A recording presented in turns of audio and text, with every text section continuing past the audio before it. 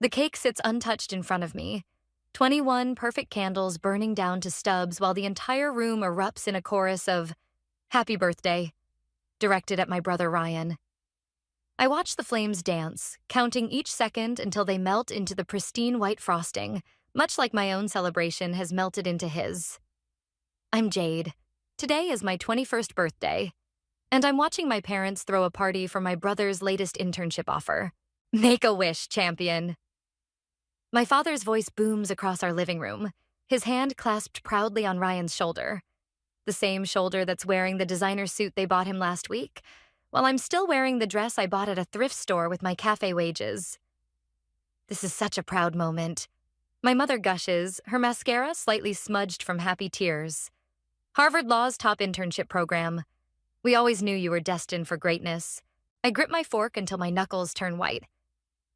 The metal bites into my palm, grounding me as the room spins with congratulatory cheers. Aunt Carol is dabbing her eyes. Uncle Steve is already talking about connections at his law firm. My cousin Sophie catches my eye from across the room, her expression a mirror of my disgust. "Speech?" someone calls out, and Ryan stands, flashing that perfect smile that's gotten him everything he's ever wanted. "I just want to thank everyone for being here today." He starts, and I can't help but notice how he's positioned himself in front of the happy birthday banner, my banner, that Mother hastily covered with congratulations streamers this morning. The words bubble up before I can stop them. Interesting timing for this celebration. The room goes quiet. Mother's smile freezes, that practiced expression she uses when trying to maintain control. "Jade, dear, let's not..." "Not what, Mother? Not mention that it's my birthday? Or not mention how you converted my celebration into Ryan's victory lap?" "You're being dramatic." Father cuts in, his tone sharp. "This is a significant achievement for the family." "The family?" I laugh, and it sounds hollow even to my ears. "You mean for Ryan. Everything's always for Ryan." Ryan at least has the decency to look uncomfortable. "Sis, come on. Don't sis me." I stand up, my chair scraping against the hardwood floor.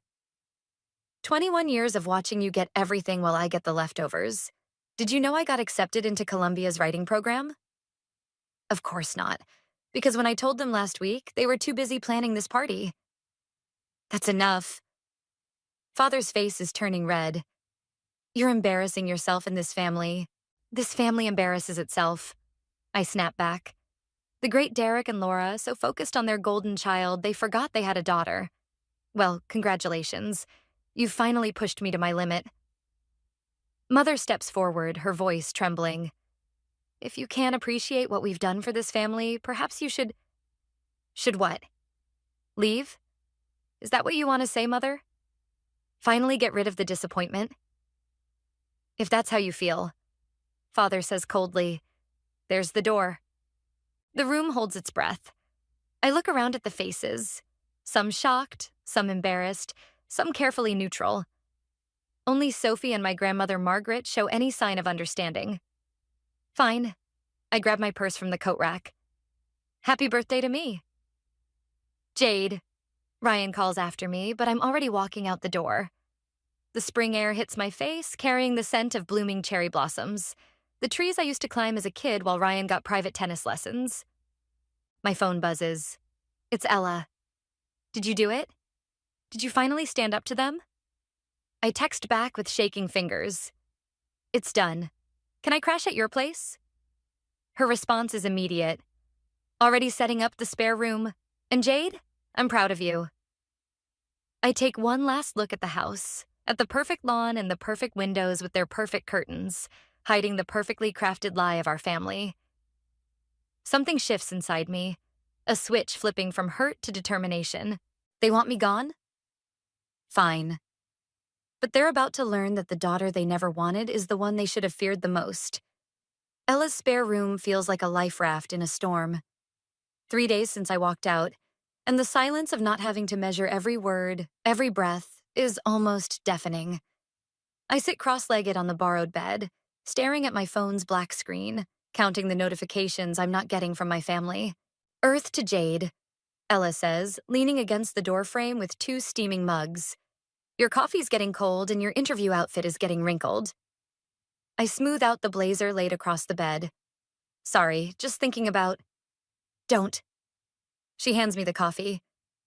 That's your third time almost mentioning them today. We're focusing on your future, remember? The coffee burns my tongue, but I welcome the pain. It's better than the hollow feeling in my chest. The Urban Grind interview is in 2 hours. I should probably. My phone buzzes. Grandmother Margaret's name lights up the screen. Jade, darling, are you safe? I'm okay, Gran. I'm staying with Ella. Good girl. Listen carefully. I've been waiting for you to finally stand up to them.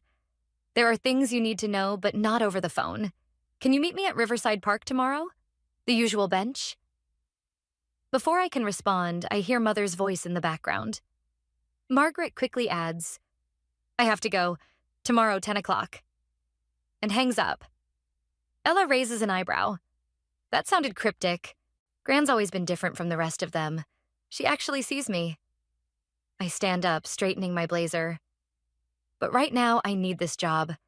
I can't keep crashing here without contributing. Please, as if I'd let you pay rent. Ella throws a cushion at me. But you're right about the job. You need your own money if you're really cutting ties. The Urban Grind sits on the corner of maple-lined Cedar Street, its brick facade warm and inviting. Inside, the interview room smells like freshly ground coffee and possibility. Your application is impressive, the manager, Sarah, says, but there's a gap in your references. No family contacts? I meet her eyes steadily. I prefer to keep my professional and personal life separate. She nods, something knowing in her expression. Fair enough. When can you start? Walking out with a job offer and training schedule, I almost miss Ryan leaning against my car. Almost.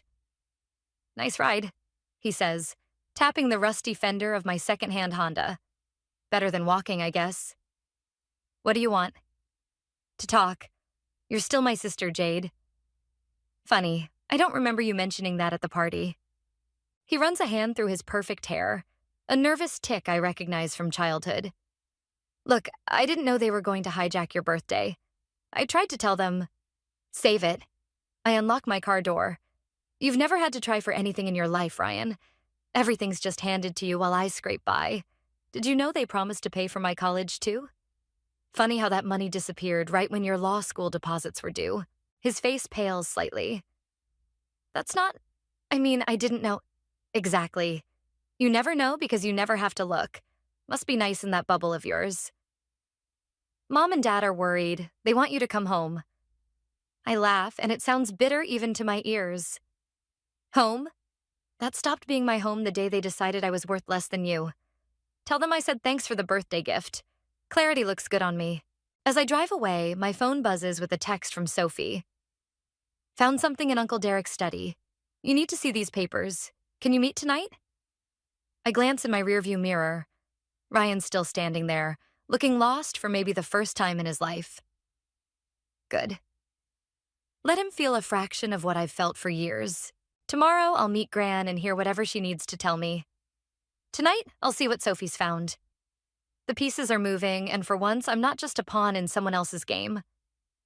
Ella's waiting when I get back, victory cupcake in hand. Got the job? Start training tomorrow. I take the cupcake, but don't eat it. Ella, I need to ask you something. If this gets ugly, really ugly, are you sure you want to be involved? She takes my hand, squeezing it tight. Honey, I've watched them dim your light for years. It's about time someone helped you shine.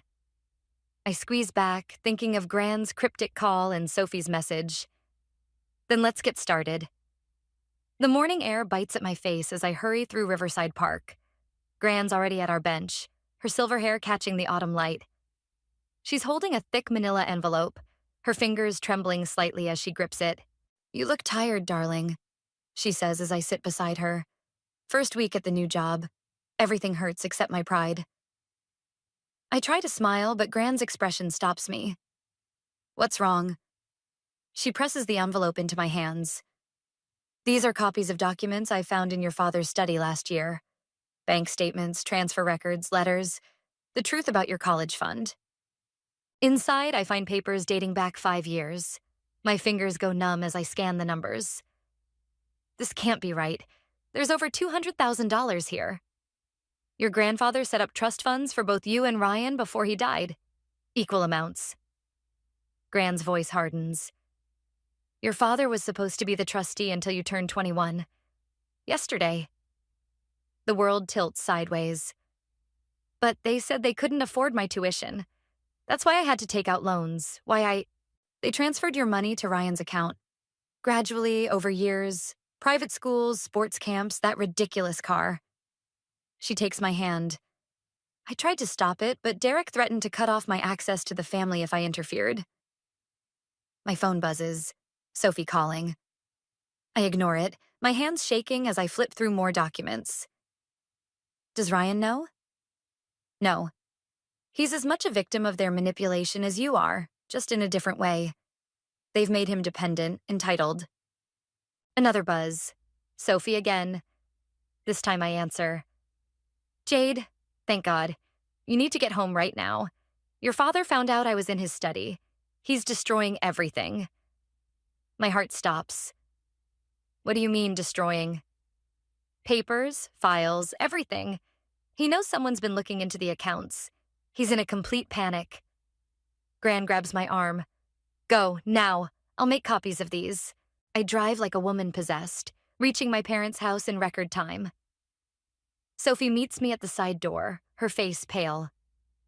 They're in the study. Your mom's trying to calm him down, but a crash from upstairs cuts her off. We race up together, finding the study door locked. Open this door. I pound on the wood. I know what you did with my trust fund. Silence falls inside. Then my father's voice, eerily calm. You don't understand anything, Jade. I understand enough. $200,000, Dad. My future. You stole it. We invested it in your brother's future. The family's future. Mother's voice now, strained. Everything we did was for this family. No, I say, my voice steady despite the rage burning in my chest. Everything you did was for Ryan. And now everyone's going to know. The door flies open. Father stands there, papers scattered around him, a wastepaper basket smoldering with half-burned documents. You wouldn't dare destroy this family's reputation. You already did that yourself. I hold up my phone, recording. And now I have proof. His face contorts. You ungrateful. Derek! Mother grabs his arm as he steps toward me. For the first time, I see fear in her eyes. Sophie slips past them into the study, quickly gathering fallen papers. I'm done covering for you, Uncle Derek. This ends now. You're both making a terrible mistake, Mother says, but her voice wavers. I laugh, and it sounds like breaking glass. No, the mistake was thinking you could get away with this forever. The mistake was believing I'd stay quiet. The mistake was forgetting that I'm your daughter, too. Father slumps against his desk, suddenly looking old. You don't understand what pressure we were under. Ryan's future? Save it for the lawyers. I turn to leave, then pause. Oh, and happy birthday to me. Finally got my inheritance after all. Outside, Sophie hands me the salvaged papers, her hands shaking. What now? My phone buzzes with a text from Gran. Document safe. Your grandfather would be proud. Now, I say, watching my parents' silhouettes in the study window. We make them face everything they tried to burn away. And we do it together. The autumn wind whips around us, carrying away the smell of burned paper and lies. For the first time since my birthday party, I feel truly, completely alive. The annual family reunion invitation sits on Ella's coffee table like a loaded gun. I've been staring at it for an hour, the gold embossing catching the afternoon light. This year's host? Ryan. It's perfect, Sophie says through my phone's speaker. Everyone will be there. The whole family will have to face what they did. I trace the embossed letters. Ryan's hosting at the lake house. That's where your grandfather signed the trust documents. Gran finishes, her voice joining Sophie's on the conference call. Derek won't expect you to know that detail. My hands shake as I pull out the trust fund papers. Have either of you told Ryan anything? He came by yesterday, Gran says, hesitating. He's different. Asked about you. About why you really left. The doorbell rings. I freeze, but Ella's already opening it. Ryan stands there, looking uncertain in a way I've never seen before. Can we talk? He glances at my phone. Alone? I end the call, nodding to Ella as she slips into her bedroom. Ryan sits across from me, his eyes falling on the papers spread across the table. I found some interesting documents in Father's study, he says quietly. About my car, my schools, your missing college fund. How much do you know? Enough to make me sick. He runs his hands through his hair, that nervous tick again. I swear, Jade, I had no idea. I thought they were just better off than they let on. They were, with my money. I'll pay it back, all of it. I've already talked to my bank about... This isn't about the money anymore. I meet his eyes. This is about years of lies.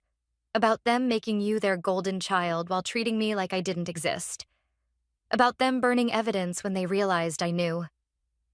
He picks up the reunion invitation. That's why I'm hosting. I want you there, Jade. Help me make this right. Make it right? I laugh, but it catches in my throat. You can't just write a check and fix this. No, but I can help you expose them. His voice drops. Father's been moving money around, not just yours. There are other accounts, other families involved. Aunt Carol's kids' inheritance, Uncle Steve's business loans. My heart stops. How deep does this go? Deep enough to destroy him. To destroy them both. He pulls out his phone, showing me screenshots of bank statements. The lake house party? It's not just a reunion. Father's planning to announce his retirement, hand everything over to me. His company, his reputation, his secrets. I study my brother's face, looking for any trace of manipulation. Why are you showing me this? Because you're my sister. Because I was too blind to see what they were doing to you. Because... He swallows hard. Because I need your help to stop them before they do this to anyone else. The invitation seems to pulse with new meaning. The whole family will be there. Everyone they've ever stolen from. Everyone they've lied to. Ryan's hands clench. Help me end this, Jade. Not just for you. For all of us. I stand, walking to Ella's window. The street below is filling with evening traffic. People heading home to their normal families, their uncomplicated lives. If we do this, I say finally, we do it my way. No warnings, no chances for them to hide more evidence. Agreed. Ryan stands too. But Jade, there's something else you should know. About grandmother Margaret. My stomach drops. What about her? She didn't just find those documents last year. She's been tracking their schemes for decades, and... He hesitates. She has proof that this started before we were even born. With our real inheritance. The one our grandfather never meant for Father to control. The pieces click together. Gran's careful questions over the years, her subtle support, her determination to keep me independent. The reunion's in 2 weeks, Ryan says, heading for the door. Whatever you decide, I'm done being their puppet. After he leaves, Ella emerges. Well? I pick up the invitation, feeling its weight. Call Sophie and Gran. We need to move faster than we planned. Are you sure about trusting Ryan? I think about his nervous tick, his screenshots, the sick look in his eyes. No, but I'm sure about one thing. This just got bigger than revenge. The invitation catches the last ray of sunlight, glinting like a blade.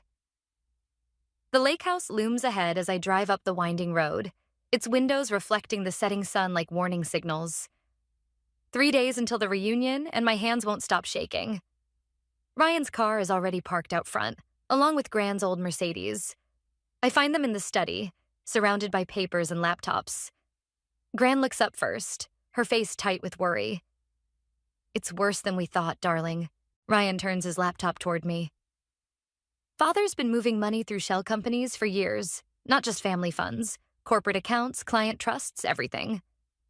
The screen shows a maze of transactions, each one leading back to familiar names. Aunt Carol's children's college funds, Uncle Steve's failed business loans, Cousin Thomas's medical care money. He's built his entire empire on stolen futures, Gran says quietly. Your grandfather suspected but could never prove it. My phone buzzes. A text from Sophie. Uncle Derek just left our house. He knows something's wrong. Be careful. We need to move faster, Ryan says, running his hands through his hair. He's already started transferring assets overseas. Once that's done, he'll disappear with everything. I finish, including the proof. Gran touches a stack of old letters. There's something else. Your mother, she's not just complicit. She's been the architect of all this. The accounting, the cover-ups, the manipulations, they're all in her handwriting. The room spins slightly. I grip the back of a chair, feeling the smooth wood under my fingers. All those times she pushed me aside. She wasn't just favoring Ryan. She was protecting their scheme. Jade. Ryan's voice is strange. There's more. Look at this. He hands me a document, dated 21 years ago. My birth certificate, with an attached insurance policy. A life insurance policy. In Mother's name. She took it out the day you were born. Gran whispers. $5 million. Payable only if I died before 21. The words taste like ash. That's why they threw Ryan's party on my birthday. They were celebrating that the policy expired. That they didn't have to. The study door slams open. Mother stands there, her perfect makeup not quite hiding her fury. What are you doing here? Laura. Gran starts, but Mother cuts her off. You've poisoned them against us, haven't you, Margaret? Filled their heads with lies about their father? The only lies here are yours, I say, holding up the insurance policy. Were you disappointed when you didn't get to cash this in? Something flickers in her eyes. Not guilt, but frustration. You don't understand what it takes to build something lasting. To secure a legacy. By betting on your daughter's death? Ryan stands, his face pale. By stealing from our entire family? Everything we did was for you, Ryan. For your future. She steps forward, reaching for him. We can still protect that future. Together. Just help me gather these papers and we can... Stop. My voice doesn't shake anymore. Every word you say just proves what you really are. What you've always been. And what's that? Her smile is razor sharp. A monster who saw her children as investments. Nothing more. She laughs, and it sounds like breaking glass. Oh, darling, you have no idea what real monsters look like. But you will. She pulls out her phone. Derek, they're here. All of them. Yes, with the documents. A pause. Of course, I'm sure. It's time to implement contingency plan B. The line goes dead, and Mother's smile widens. You have 30 minutes to leave this house and forget everything you've seen. After that? She shrugs elegantly. Well, accidents do happen at lake houses, even to adults.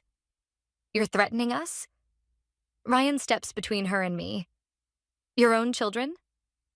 I'm protecting our legacy, as I always have. She turns to leave, then pauses. Oh, and Jade? Happy belated birthday. Such a shame you won't make it to 22. After she's gone, Gran grabs her keys. We need to move, now. Get everything to my car. But I'm staring at the insurance policy, something clicking into place. No, we stay. Jade. The reunion's in 3 days. Everyone will be here. I meet Ryan's eyes, seeing my own determination reflected back. Let them come. All of them. It's time they saw what real monsters look like in the daylight. Gran touches my arm. And if your parents follow through on their threat, I pick up Mother's forgotten phone, left deliberately on the desk. Then they'll have to explain a lot more than missing money to the police, because I just recorded every word.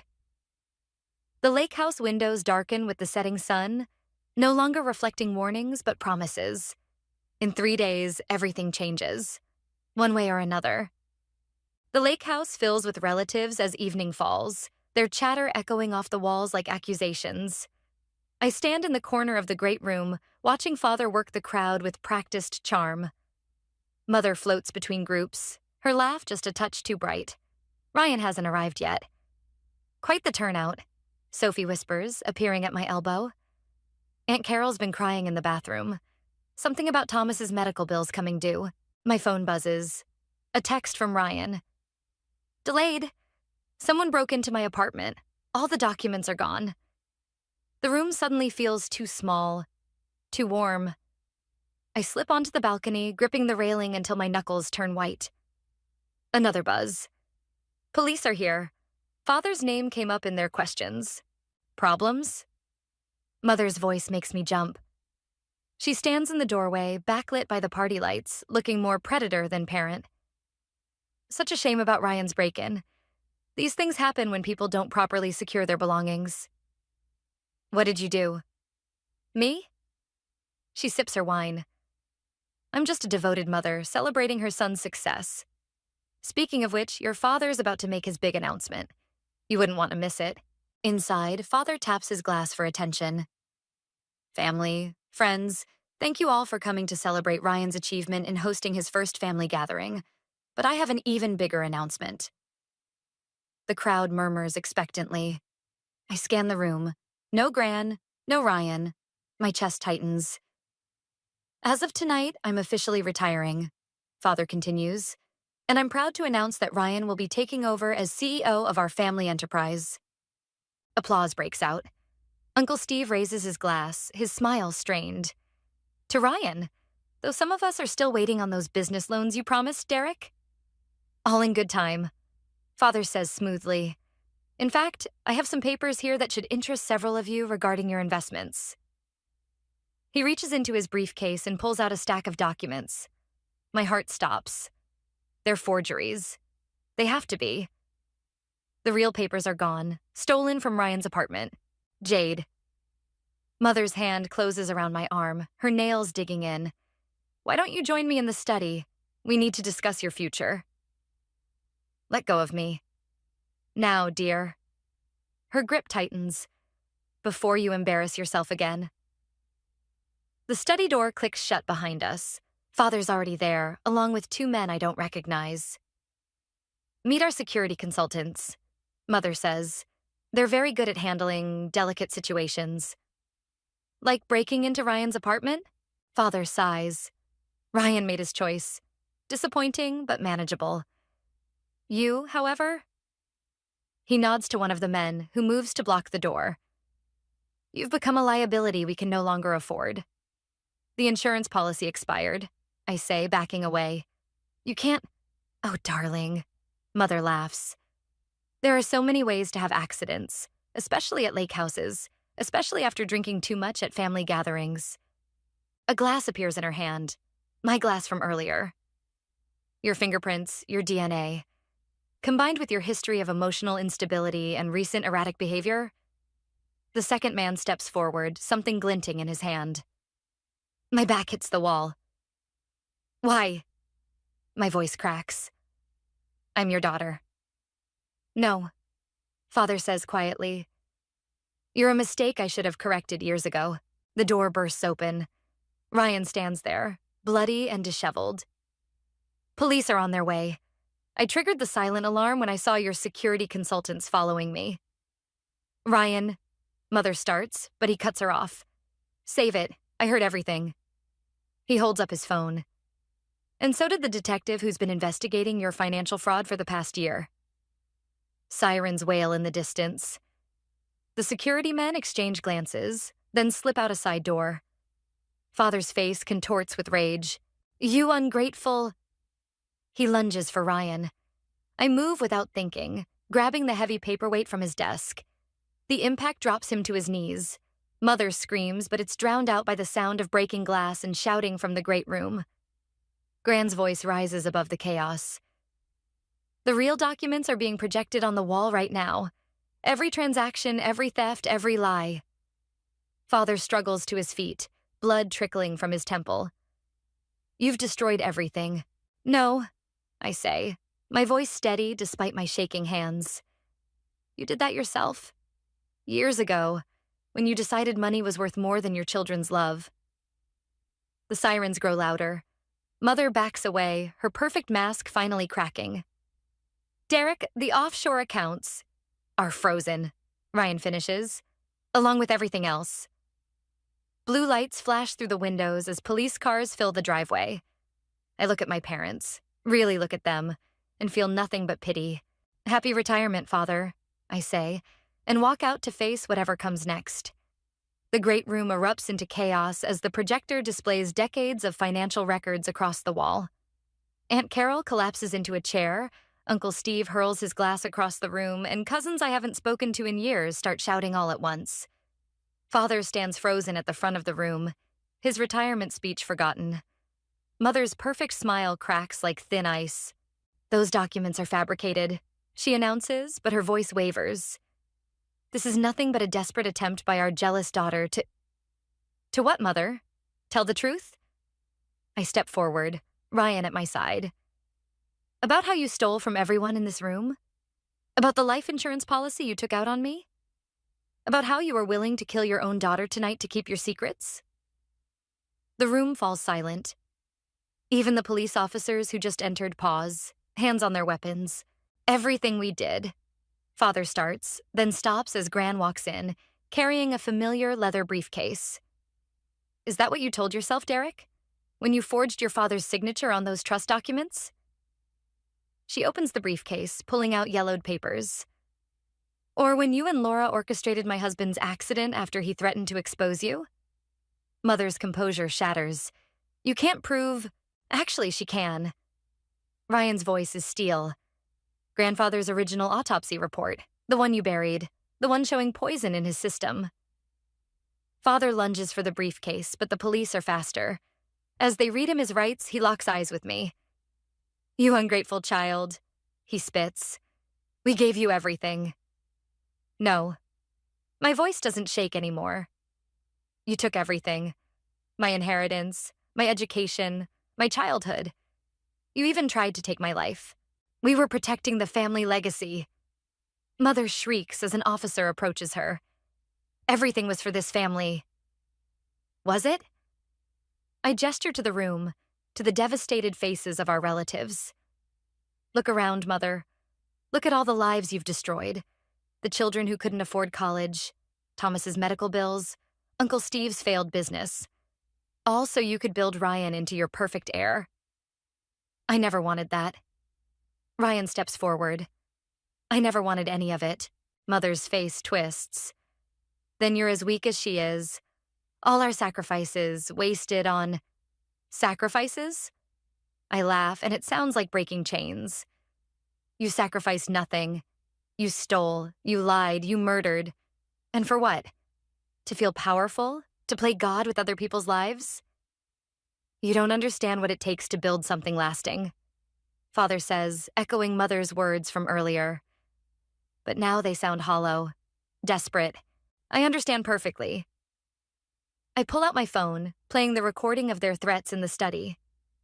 I understand that you're not parents. You're not even human. You're just empty shells so afraid of losing control that you destroy your own children to keep it. As the police lead them away, Mother turns back one last time. This isn't over, Jade. Families like ours don't air their dirty laundry. No one will believe. Everyone already believes. Sophie points to the windows where news vans are pulling up. The whole story's going live right now. Every transaction, every threat, every crime. Father slumps in defeat, but Mother struggles against the officers. You've destroyed everything. No, Mother. I watch as they're led away, feeling nothing but a profound emptiness. I've set everyone free, including myself. The room buzzes with shocked conversations and legal discussions. Aunt Carol hugs me, crying about finally being able to send her kids to college. Uncle Steve talks with the detective about recovering his stolen funds. Thomas's mother thanks me through tears. Ryan touches my arm. You okay? I don't know. I look around at the wreckage of our family's facade.